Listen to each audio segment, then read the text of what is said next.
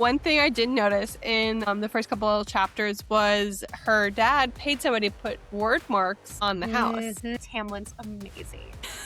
Their chemistry is off the charts. They are fantastic. They're in game. You're gonna marry this girl. Why are you being so mean to her? I feel like we've done so much stupid things for boys we think are cute who end up being jerks. 2 is a good number. Our hope is in an illiterate, 19-year-old girl. This is where we have to talk about Tamlin. Well, 2 is a good number because 2 is like me and Tamlin. We're 2. I wanted to shake her a lot in this book. I know people hate her so much.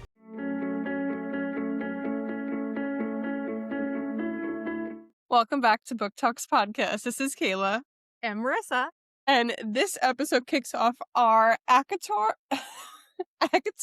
Reread. We read A Court of Thorns and Roses for the second time. We did record a podcast episode on this way back when, but forever ago.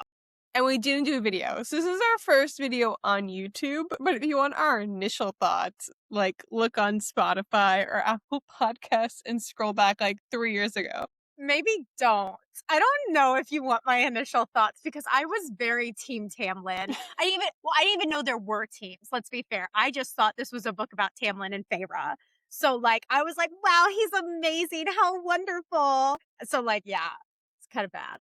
This is my third time reading it. So I've read it before where you go in wide open. I would say my strong opinions in this reread were, and I texted this a lot to Marissa, my first strong point is, I'm jumping around, but is if anyone read chapter 31, and this is when Feyre comes back, and Nesta is the only, actually, let's do a spoiler warning. Ooh, yes. I mean, it is a reread, but yes, spoiler warning, just in case you've not read ACOTAR, go read it, come back. Yes, okay. Chapter 31, when Feyre comes back, and the only person who, is there for her is Nesta. Nesta sees her, Nesta loves her so much and is so strong-willed that the glamour didn't work. She went to the wall. She tried her best. She was the one who was leave, and not in a mean way. People who I don't understand people who hate Nesta but then love Elaine, because they were equally awful in the first half of the book, or the first part of the book. And when she comes back, Elaine is so awful and so annoying. Okay. But Elaine is not, I'm going to be an Elaine defender here for a minute. Elaine is not awful in the sense that when Feyre comes back, she's like, Feyre, you're so lame, go away. It's just more she's oblivious. She's ditzy. She's like, we're going to have parties and balls and I love my life. And it's okay, Elaine, read the room. Some things are going on. So I don't feel like Elaine's awful in she's mean to Feyre sense. I mean, I will say those opening chapters were jarring because I'm like you, I'm a big Nesta defender. And in those opening chapters, there is I can see why people would have some hate there. But literally when Feyre comes back and she's like, you made me hunt for our family, and Nesta's like, well, it's just because I knew you would. I wasn't gonna lift a finger if I didn't have to. And I was like, girl, I respect that. Well, and she does it in the root of hating her father for not saving her mother, for not supporting them. So she had reasonings behind it. I get the Nesta hate. I just don't get how you can hate Nesta but then be a Elaine stan, because I think they're equally and I think I hate Elaine so much worse after Court of Silver Flames as well. Well, yeah, I mean, we won't go to Court of Silver Flames. I will say, though, I agree. Elaine turning on Nesta in that book for me was a big turnoff for Elaine, because I've always liked Elaine, but that was bad. But no, yeah, in this book, Elaine, Nesta, equal footing, except that Nesta's better because Nesta's more powerful. She resists the glamour. She goes after her sister. I love that she just kept saying it wasn't right. Her reasoning was there is right and there is wrong, and you just disappearing and everyone forgetting about you wasn't right. This was not okay. And I really liked that. Nesta's just very straightforward in that sense. If she sees something wrong, she calls it out. I love that about her. So I don't understand all the Nesta hate. Opening chapters, okay, maybe. But then I feel like Feyre is a Nesta defender in this book. Feyre is constantly like, I know Nesta will take care of my family now that I'm gone. I know that Nesta will get them out if things go to crap. Like Feyre recognizes Nesta is powerful and amazing. So why do people hate her so much? I don't know, and it truly bothers me, and I'm probably gonna get hate for this, but if this next book is written about Elaine, I don't know what I'm gonna do because I literally think she has no substance. Think SJM's going to change your mind though. Like I really do feel like that's how people probably felt about Nesta going into Silver Flames. Like you and me did it, obviously. So I think SJM is just that powerful that if she writes a book about Elaine, by the end you're going to be like, wow, I like Elaine. Elaine's awesome. We'll see. I could be wrong. We'll see. SJM always set up Elaine to be this complex character. Like whenever Feyre comes back, she is like I forget how exactly Feyre phrased it, but like Nest is so hard and so tough is because she loves so deeply and like she can't put that out there. So it's always like Nessa has these layers. Or Elaine is just like, la di da, I'm gonna plant my flowers and throw my balls. I think so. If there is gonna be a book about her, I think Elaine's gonna be this little sliver book that's not even like almost 350 pages. That she's like, okay, this is Elaine's book. Nessa's was like 700 pages. And then I want Ezreal to be the other like 900 pages or whatever, how many pages that book is. It could be. So I guess part of why I'm an Elaine defender is that I feel like Elaine sees the good in everything and everyone despite her circumstance. And even in the chapter where Feyre comes back, Feyre's like talking about, her and Elaine are talking about the little cabin that they used to live in. And Feyre's like, what I saw is like this prison. Elaine saw is like this little retreat, like us being together away from the world. Like, you know, it's just like Elaine sees the good in things when there isn't really good to see. And maybe that's a bit of a character flaw. Like maybe she's a little ditzy, or maybe it just shows she is strong in her own ways. And like when things are dark, she can pull towards the light. Like, I don't know. We'll see. That's my theory. I'm going to be an Elaine defender just because I see myself in her just a little bit. Just a little bit. She loves everything but Lucian. Like everything's fun and dandy until Lucian comes in. Okay, I'm jumping ahead. Okay, I love Lucian in this book. Like, I loved him the first time. I still love him. I don't ship him and Feyre, but their friendship is like one of my favorite things from this book. I just really enjoyed it. The one thing, so again, I'm jumping around again, that bothered me about Lucian is when they're under the mountain and she's dying. And he comes in and has the audacity to be mad at her for Rise saving like her. Like, I know, like he's like such an idiot. Well, he's like, Feyre, you knew I was gonna come for you. And she's like, I literally didn't. Like, you threw me in the cereal. Like, I hoped you would, but how was I supposed to know? I was like, yeah, okay, Lucian. She's got a point there. And two, like, he doesn't grasp that as a human, she's going to die a lot faster than if she was Fae. So, yeah, she was definitely on the verge of death. Like, her fever was setting in. She had no choice. And it sounds like the Lucian wasn't available to come anyway, because he had been getting his back whipped and he was healing. So, whatever. But yeah, he shouldn't have been like, Feyre, you're crazy. Why'd you make that deal? It's like, okay, the alternative was death.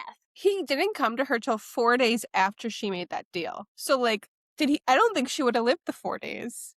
No, probably not. He's such an idiot. He is like just a typical boy. He is a typical boy. And honestly, like him being a little airhead, Elaine being a little airhead, I don't know if it's a combination for like good things or like they will burn down the realms because they're both so stupid. I'm excited to get more into that lore in other videos, like as we continue reading, because I feel like Lucian's heritage is like the biggest lore of like what is going on there. So excited to dive into that. So I guess going back to the beginning of the book, me and Marissa understood the scenes a bit more, and I did not realize whenever Feyre kills and skins a wolf that she basically skinned a male, like a man. Yeah, very disturbing to think about. And Yes. I'm glad I never made that connection personally. And I'm very glad that she specifically states she does not eat the wolf meat. Yes, Kayla and I talked about that because Kayla was like, wait, did she take the wolf meat home with her? And I was like, oh my gosh, no, actually she didn't. And I bet SJM did that on purpose because it would have been a little barbaric for her to have literally eaten a man. Yeah, no, that was like, I'm like, was that cannibalism? I was like concerned in that. I don't know why I didn't pick up it on the first 2 times I read that because like, I don't know, reading clues, I guess. But Yeah. and also what bothered me this time around is it took Feyre so long to accept that like he's helping her family. Like I feel like he told her like 4 times and she like wouldn't get it. I know. Okay, so this is where we have to talk about Tamlin because the Tamlin hate typically starts in the next books. I know there are people who are like, when I read that first book, I knew Tamlin wasn't the one because of XYZ. But I'm like, I'm sorry. It doesn't, there are things on a reread that stick out, but on a first read, like, you may not love him, but he's the love interest. So, like, you're rooting for Feyre and Tamlin. But he is like a genuinely good person in this book. Like, goes above and beyond to help Feyre's family, like, make sure they're set up for life. He even like had someone run into her father with a healing ointment for his leg, like stuff he didn't have to do. I'm like, okay, I understand the Tamlin hate later on because he kind of goes off the rails. But in this book, he seems like a good guy and he has some flaws. Like the whole calamai, whatever it's called, that like him pushing her up. I was like, did I really read this once and think this was hot? Cause like, this is not it. So like he has his flaws, but overall, I feel like he is in this book a decent human being. No, I'm not that like I thought he was dreamy, but like he didn't bother me. It was like Feyre's like I don't want to say stupidity, but like she needed to be told everything like 4 times for her to like get it. And I just felt like I felt like I wanted her to be like, okay, my family's taken care of. Your dream has come true. Like get with Tamlin, but like I don't know. We knew what happened, so you just want to get to that point. Yeah, But no, I wanted to shake her a lot in this book. that's the thing. I feel like in later books, and that's what makes a reread hard, is I do have all the knowledge of later books. But in later books, I'm supposed to believe that Feyre is a powerful high lady and is very smart and all this stuff. And I'm like, I'm sorry, did you read ACOTAR? When she's literally having to choose the lever to pull to save Lucian. And she's like, well, 2 is a good number because 2 is like me and Tamlin. We're 2. I'm like, girl, you go on to be a high lady? Are you kidding All the times, like she is like so mean to Rice. Like obviously like, we get it, like through her eyes and what Tamlin has told her, like he is the devil, and me? he's doing all these things secretly to help her, but like also give like a air of like I don't care.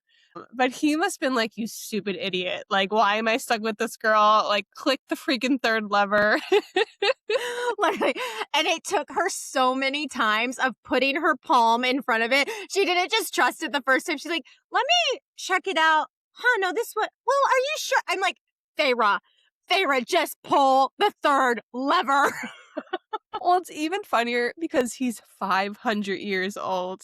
She's a baby. He's been under the mountain longer than she's been born. That's a good point. He had to be like, are you kidding me? Our hope is in this 19-year-old child.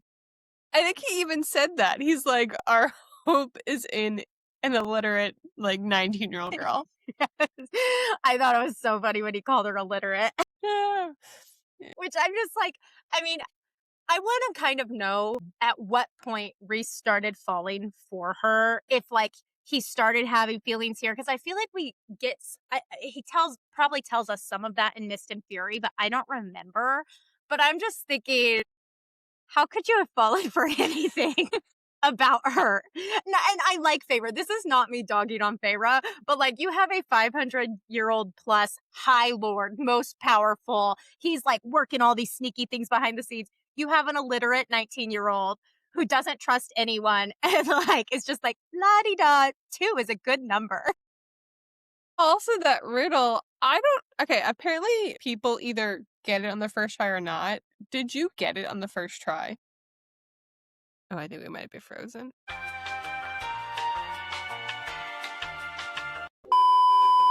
Okay, sorry, we got cut off, but I think we were talking about how we don't know how Rise falls for Feyre because he's 500 years old, brilliant, like the Brilliant. most powerful man ever, and she's an illiterate 19-year-old, and the riddle always makes me mad because did you get it the minute you read the riddle? When I read the book the first time, I was physically reading it. This time when I was listening to it, I don't think I would have gotten it if I was listening to it just because it's like in one ear, out the other. But physically reading it, I think it's more obvious than listening anyway. Yeah, it took her, like, homegirl slept on that thing for 3 months. 3 And then months. in the middle of panic, in the middle of, like, chaos, it, like, comes to her. And I'm that's when it, like, cracks me up because, like, clearly, like, she doesn't think well in panic. Like, her hitting the lever in panic was like, 2 is a good number. But all of a sudden, the most panic her life possibly could be, she's like, love is the answer to the riddle. I know. That's the thing. Like, I enjoy Feyre, but with this book, I'm like, SJM, I'm not sure these were the characters that we should have started with. Like, I'm honestly shocked that ACOTAR became so popular because Feyre, she's not an unlikable main character, don't get me wrong, but she's also just like doesn't come across as very smart. And then like Tamlin, he's not bad in this book, but I guess if you're paying more attention, you might pick up on some things. So, like, I am surprised this took off, but I mean, I like Feyre. This isn't Feyre slander. It's more just like, I can't believe who she is in this book compared to who she ends up becoming, I guess. Well, and I don't think when I read this first book, it wasn't like, oh my God, I had to read the second book. Like, it kind of ends in a part where you're like, okay, I feel good. I mean, she's in a really dark place and, like, she's super depressed, but, like, okay, like, they're not in immediate danger. I think what the book that made me, like, literally sob when I finished it was A Court of Mist and Fury. And I think that's what makes this series so beloved is Mm-hmm. that book. Mm-hmm. And I'm like excited to read it, but also I don't know emotionally if I'm ready. So I still have so many conflicting feelings though, because I feel like what Feyre endured under the mountain and being so in love with Tamlin, at least she thinks she's in love with him, gets completely thrown out in the next book. And it's like, I have a really hard time with that because if you watch what she endures between the 3 trials and then literally getting her back broken. Also, I forgot she had to kill 2 innocent fairies. Like, she literally murders for Tamlin. And I mean, I don't blame her. I would have done it too. But like, I'm just saying, like, she went through a lot. And I understand that going through all that probably changed her in some ways. But I'm like, you were willing to do all that for this guy. And then in book 2, you kind of just like disregard him. Like, instead of trying to heal together and grow together, it's like, I don't know. I just like, I have a really hard time wrapping my head around it. Well, I think all her time under the mountain had to have given her the ick with him because he kind of was awful under the mountain. He wasn't awful. He just like wasn't existent. Like, he wasn't there. Well, and that's exactly what I'm saying though. Even in like the 1 minute he had, like, I remember, I think we talked about this when we recorded the first time around, when he had the one moment alone with her in that closet, he used it to like make out with her. Not like, oh my God, I love you. Oh my God, you're so brave. You're doing so great. Like, hyping her up, talking to her. No, Yeah. he's reckless. He makes out with her. He puts her in danger, more danger. He's been alive for 100 years and he's also acting like an idiot. Yeah. Well, okay. Okay. I guess the age thing, like, maybe he should have behaved better, but she wanted that makeout session too. She was like undoing his belt. I was like, girl, really? There are fairies around. Calm down. But I mean, she's like living in a dungeon. She's this young girl is in a world that is not like her own. Like, Tamlin is literally like 90 something years old. That's true. He knows who he's dealing with. He knows people around him. He's literally like watching them day to day. Like, Rise is always on. He's always thinking ahead. He's always taking precautions for favor for everyone, for the people he loves. And I think that's like, I think when Feyre leaves the mountain and comes to terms to that and like reflects on Tamlin's behavior, I think it's very jarring. And I think she just begins to fall out of love with him. And as I recall, I don't think he handled her depression well after the fact. Yeah, well, my pushback on that, though, is that he was also going through it and grieving, and they were grieving in different ways. And maybe at that point, you come to realize they're not compatible. Because I also feel like she didn't really know Tamlin all that long before she went under the mountain for him. But that's why I say she's kind of like almost crazy in a way to go through all that for a guy she kind of doesn't know all that well. I mean, I know she like kind of knows him, but does she really know him? So she goes through a lot. But what you were saying about Rhysand always like thinking ahead, it's why I assume he had already started falling for Feyre, because when Amarantha's like breaking her back, like literally torturing her to death, breaking her neck, whatever, Rhysand starts calling out Feyre's name. Like, and if he were thinking 2 steps ahead, he would not have blown his cover like that, because at that point, Amarantha, turns on him and she's like, wow, you've been 2-timing me. I don't know what she said, but just like, like now she doesn't trust him. Whereas before he had Amarantha's trust in a way. And so I was like, I don't know that I picked up on that the first time I read it, but the fact that he was like blowing his cover there at the end, I was like, does he already have feelings for this illiterate 19-year-old?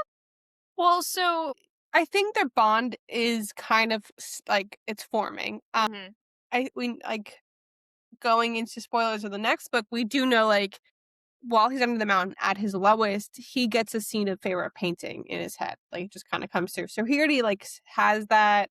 He runs into her. So I think like maybe he just knows that she's eventually going to be his mate, or he suspects this, and like to be like, oh, I'm going to lose her.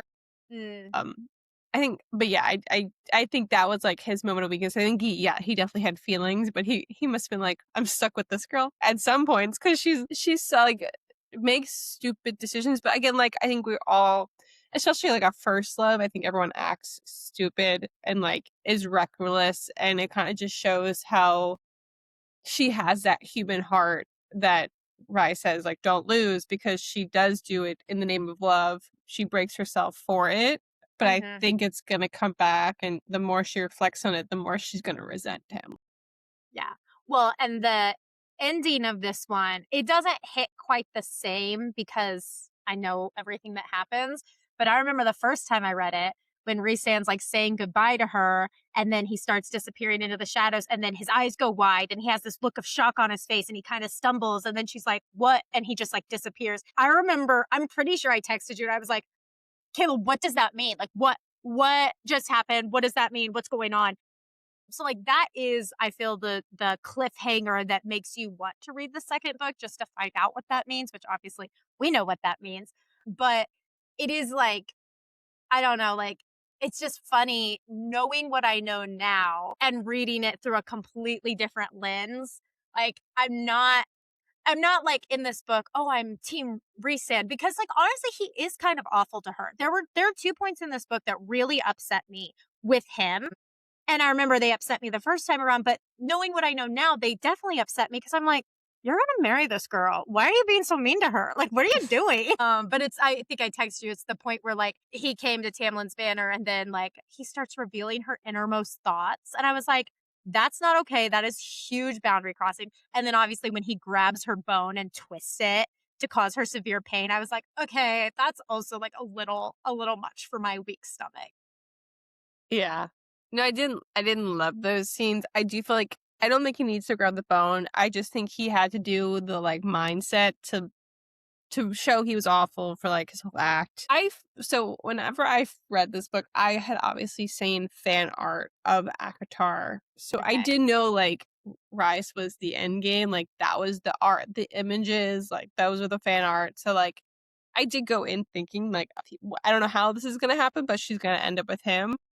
Yeah, no, I don't remember like loving this book. Like obviously I love this series, but I don't remember being like, oh my god, book is so good. Like different than Fourth Wing, where Fourth Wing book 1 was so good, So but then book good. 2 flopped. Yeah.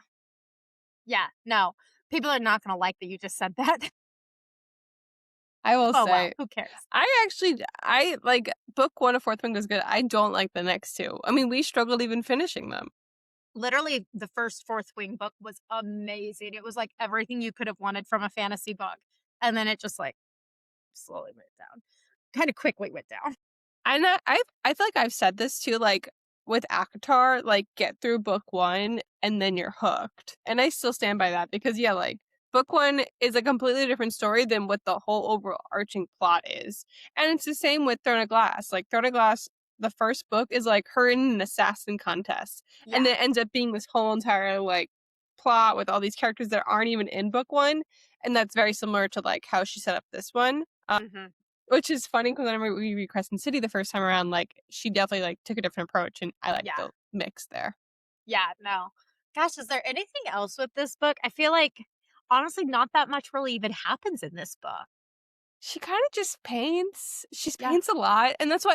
So that's going through the fact like she doesn't really even know Tamlin. Like that's why I was so frustrated with her, like being very difficult of like just accepting that she's taking care of her family because she could have used that time to get to know Tamlin better, and instead she just like hated him, pouted, then painted, still kind of hated him. Yeah, she spent all her time getting to know Lucian. I was like, girl, what are we doing? Like that was, I mean, I get it. You're looking for a friend, but like, why can you make a friend in him, but not in Tam? Like they're the same. They're both Fae. I don't know. I thought that was funny. And then like Tamlin would get jealous and it's like, I don't know what to tell you, Tam. I don't think she's the one. They go from 0 to 100 real quick. They go from like not liking each other to like full sin. No, really. And that's why like I don't really get her going under the mountain for Tamlin because yeah, like she doesn't really know him. She doesn't really involve herself with him. Then all of a sudden they have a sexy scene and now all of a sudden she's going under the mountain for Tamlin. I'm like, this isn't love. This is like a childhood crush. I'm so confused. I mean, she is a kid though. I feel like we've done so much stupid things for boys we think are cute who end up That's being true. jerks. That's very true. Gosh, yeah, I just that's why it's why reading it through this lens is so different because if you'd asked me 4 years ago when I first read it, I would have been like Tamlin's amazing. Their chemistry is off the charts. They are fantastic. They're in game. And now I'm like they knew each other for like 2 seconds. Calm down. No, I'm very and like also in this book you don't get to meet any of the other High Lords. Like the next book is like I'm so excited to read it because I love A Court of Mist and Furies. Like it's like opens the world, opens all these characters. Like I can't wait to meet all the other High Lords, meet the Night Court. Like I'm very excited. But yeah, this book like it actually like took me longer than expected to get into it. Yeah. Well, the beginning honestly isn't all that interesting. For some reason, I thought it opened up right away with Tamlin like busting down the doors being like you killed this wolf. It took a long time to get there. Like she had to first kill the wolf, then she had to go to market, then she had to like I don't know, I was like this is a lot more descriptive than I remember it being. So, I was a little surprised again that this series took off because like I think book 1 could have been the end of this series. Like if people had been like, this isn't really worth it, which is kind of how I feel like, it's like a 3-star. It's fine. It's not like an amazing book. It's not terrible, but it's just like, if I didn't continue the series, I'd survive. But then knowing what you know about the Yeah. rest of the series, I know. would you've survived? Yeah, no, like the rest of the series is good. So it's like you say, just get through book 1 and then because like it all builds like she drops these little things about Hybern and the cauldron and she like drops little tidbits here and there. It was funny at one point Faye was like, oh, I don't believe in the cauldron or I don't believe in the mother, and I was like, oh, you will. You're gonna. But yeah, so like there are tidbits and she does build on it. It just it takes a minute. Like it's not until the second book. The whole first book I kept being like, oh, I miss Cassian. I miss Azrael. Like when do they show up? But they're not in this book. I know. I love them. No, one thing I did notice in the first couple of chapters was her dad paid somebody to put word marks on the house. Mm-hmm. Uh-huh. I think that's also what the magic of SJM is, that the fact that she like intertwines all these books and she has all these crazy ideas. So like I'm so excited for the new ones to come out to see how she puts them more and more together. But yeah, this book it's good, but A Court of Mist and Fury is so good.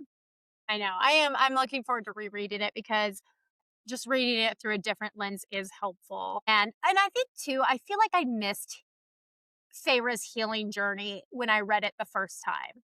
And like it is clear she needs to heal after this book.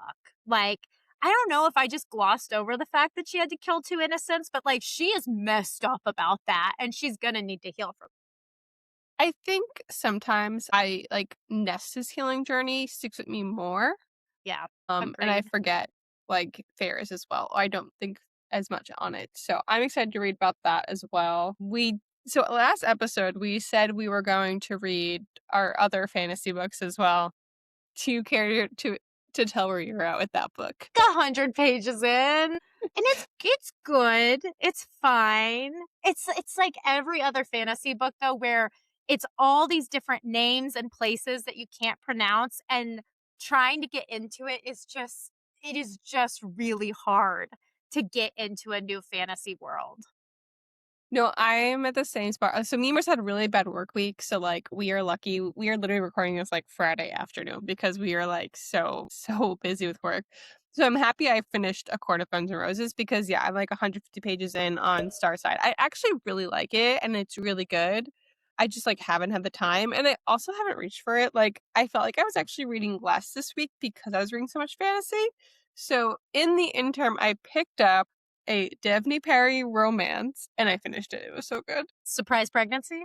No, it was a single dad, but like second chance romance, football romance. It was really good. I think it's actually going to go on like my fall recs because it was like I read it very fast and it was really good. So stay tuned because there's a 4-book series for that. So, and I've never read Daphne Perry's romance, so I love that. I've like not been reading very much. One, because of work, but two, I've been practicing crocheting. And once I get good at crocheting, I'll be able to do audiobooks while I do it. But right now I'm having to literally watch YouTube videos like and follow them as I crochet. So like also you don't use two hands. That's knitting. So I don't know why I'm doing that. Anyway, um but so like I haven't been reading very much this month. But when I picked up Bloodbound, I was enjoying it. It just reads like every other fantasy book, and it's like I'm not over the hump yet where it's going to be different. Like I'm still just trying to learn the world, and it's like okay, we have a girl with special powers who has to go fight this duel, and she's probably going to fall in love with the guy she has to fight. You know, it kind of reads like every other book, but at some point it'll get good. I know it will, but I haven't gotten there yet. So yeah, that's our current wrap up. I am away next week. All of next week. I don't know what we're doing episode wise. I'm probably supposed to put something out. I think Stay you have tuned. a review of your what's that book that you got? Karen Slaughter book, Yes. The Secrets We Yes. Hide.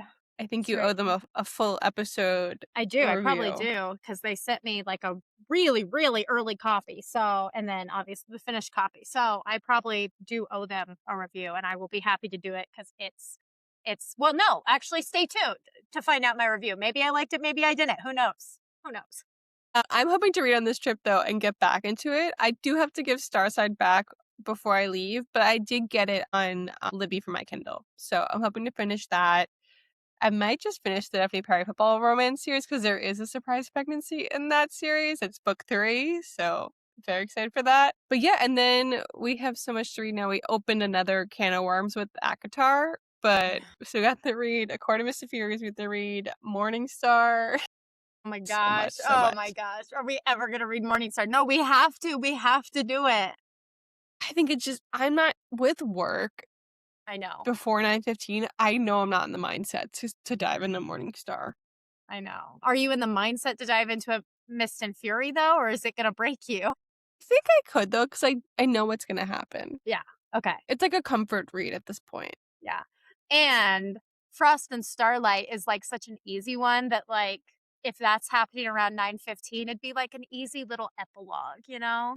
Yeah. So I think we'll see how the rest of the month plays out, but I'm fine with reading A Court of Mist and Furies. I mean, we have to. Like the book's coming out in like 2 months. I know. I know. No, we have to. Yeah. We'll do yeah. We got it. We can do this. And we're excited to do it. We enjoy these books. Yes. I mean, this is one of our favorite series. This is one of the first series we covered on the podcast. So I know. Thank you for listening. This is Kayla.